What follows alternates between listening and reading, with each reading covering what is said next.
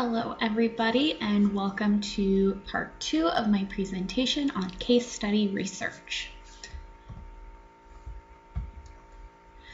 Alright, so the article that we will be discussing today is titled The Scaffolding of Emergent Literacy Skills in the Home Environment, a Case Study. And this article was published in 2009 in the Early Childhood Education Journal. Alright, so the main idea of this case study was how one parent scaffolded her child's emergent letter name and sound knowledge in the home. And the mother used scaffolding along with environmental print to guide interactions with letters. So for example, the mother first started with her young child in having the child be able to identify what a picture was versus text in environmental print. And she used environmental print because it was easily accessible and children often recognize it as they see common logos that they're familiar with. The mother used a multisensory approach in teaching the shapes of letters, and this included pointing out print visually in the environmental print. So for example, she had been making chocolate milk once with the product titled Milo, and she had the box and she was pointing out the in Milo, and this was something that she did on a daily basis.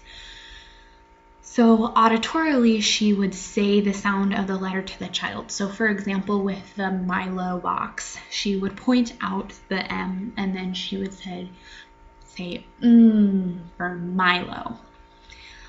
So kinesthetically, she would utilize body movements that went along with the letters. So for example, after pointing out the M in the Milo box and saying the sound, she would trace the letter M in the air and have her son do it as well.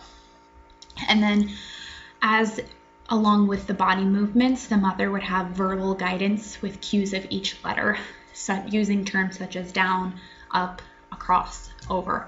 So for example, as she was using the M in the Milo box, as she traced the M in the air, she would say up, down, down. And she would have her son do that as well and say the cues as well.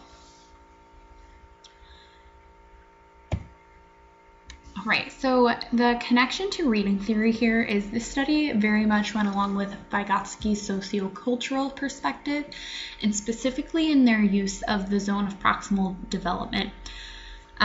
So throughout this study, the child's ZPD changed from what he was not able to do without assistance, and then throughout time he would become independent in those activities and would need assistance in more challenging activities. And then the mother's use of scaffolding supported her child in challenging but attainable material.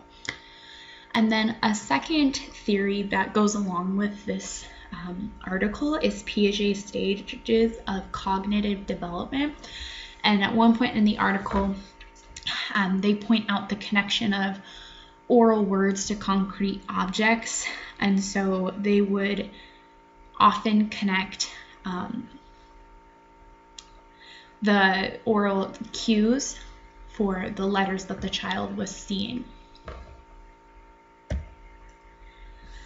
All right, so this study's connection to case studies is the following. So this study was particularistic because it was centered around a mother and a son.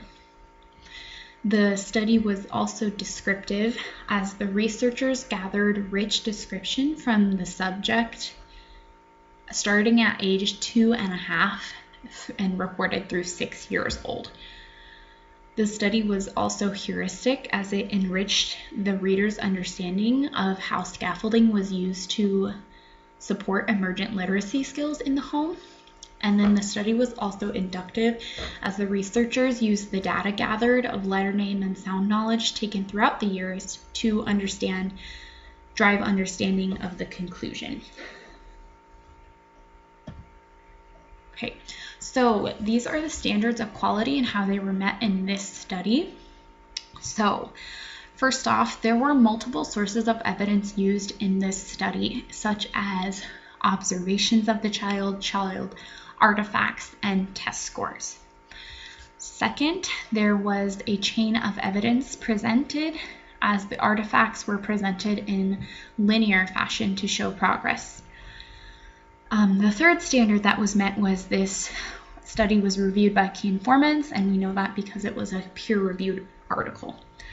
And then the fourth standard that was met for quality case study research was the personal biases that were recognized. So 2 of the researchers in this study were actually using it on their child. So the mother that was working with the child was also a researcher on that authored this article.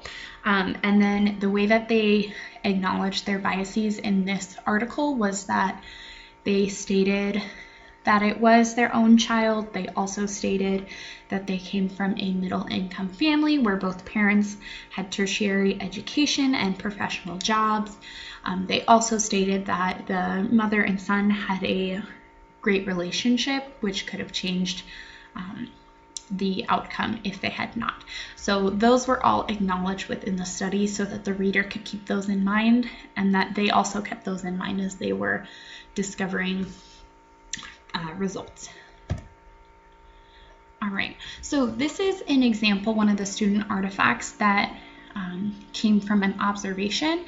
So this was during an independent activity where the child was writing, and then the child had actually spontaneously started copying environmental print and was using self-correction skills as he was writing, and he was also heard saying the letter directions to himself, such as the down, across, over cues.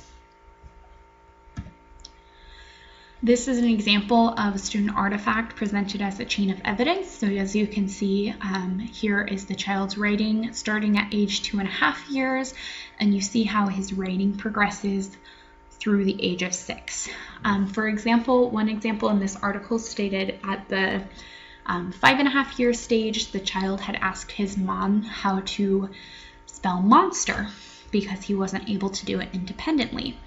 And the mother scaffolded him through the word, and instead of saying M-O-N-S-T-R-E-R, for example, she gave the child directional cues for each letter. So for the M, she said it starts with up, down, and as she moved to the O, she said the next letter is O, and the child actually jumped in and said around like the wheels go.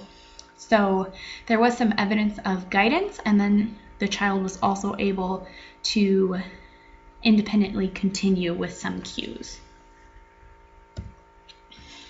Okay, this was a piece of data that was also presented as a chain of evidence in order. So we could see that the researchers started taking data of letter name knowledge at ages 3.5, and the child at age 3.5 was able to name 16 letters. At 4.5 was able to name 19 letters. At age 5.5, there was no letter name knowledge reported, but they did start assessing letter sound knowledge, and the child was able to be able to say 11 letter sounds. And then at age 6.5, the child was able to name 20 letters and 15 letter sounds.